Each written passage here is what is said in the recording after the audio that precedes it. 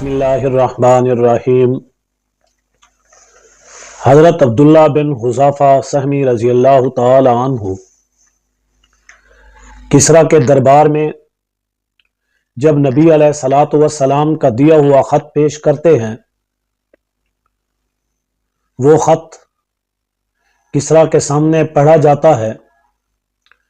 کسریٰ جب اس خط کو سنتا ہے، سنتے ہی فوراً غضب کے اندر آ جاتا ہے، اس کا غیظ و غضب بھڑک اٹھتا ہے، اس کا چہرہ سرخ ہو جاتا ہے اور اس کی گردن کی رگیں پھول جاتی ہیں۔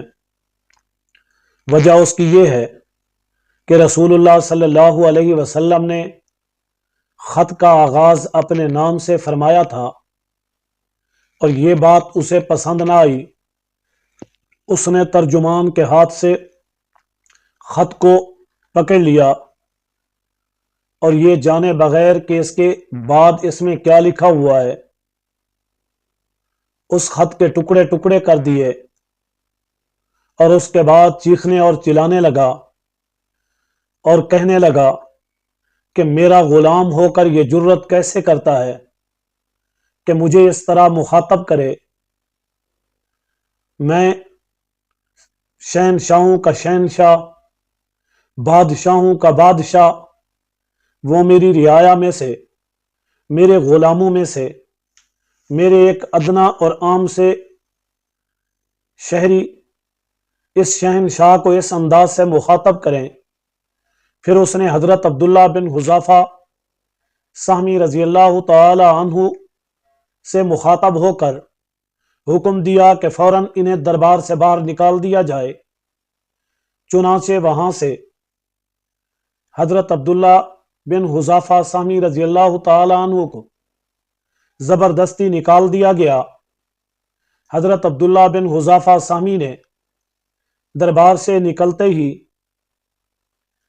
اس انداز سے چلنے لگے اور دل ہی دل میں یہ کہنے لگے کہ اب اللہ تعالی اس کے ساتھ کیا معاملہ کرتے ہیں،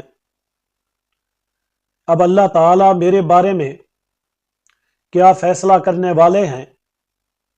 پتہ نہیں میں واپس اپنے گھر پہنچتا ہوں، آزاد چھوڑ دیا جاتا ہوں، یا مجھے اسی سرزمین پر کہیں آگے جا کر قتل کر دیا جائے گا۔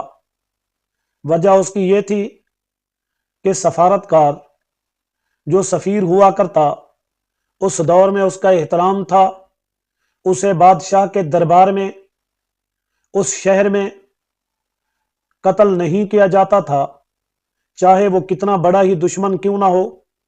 ہاں، اگر اسے قتل کرنا ہی ہوتا تو کسی راستے میں، کسی ویرانے میں، کسی جنگل میں، کسی اور جگہ پر اسے ختم کر دیا جاتا۔ وہ یہی سوچتے ہوئے کہنے لگے اب میرے ساتھ چاہے کچھ بھی ہو، اللہ کی قسم رسول اللہ کا خط پہنچانے کے بعد اب میرا جو بھی حشر نشر ہو مجھے اس کی کوئی پرواہ نہیں، اور اپنی سواری پر سوار ہو کر چلے گئے۔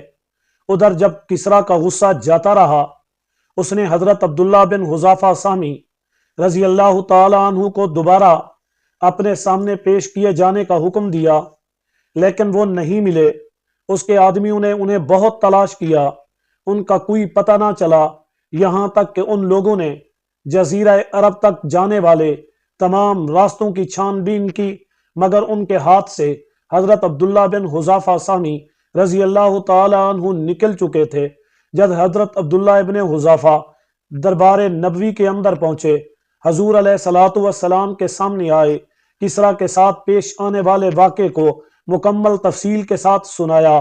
آپ صلی اللہ علیہ وسلم نے آپ کی بات کو سنا۔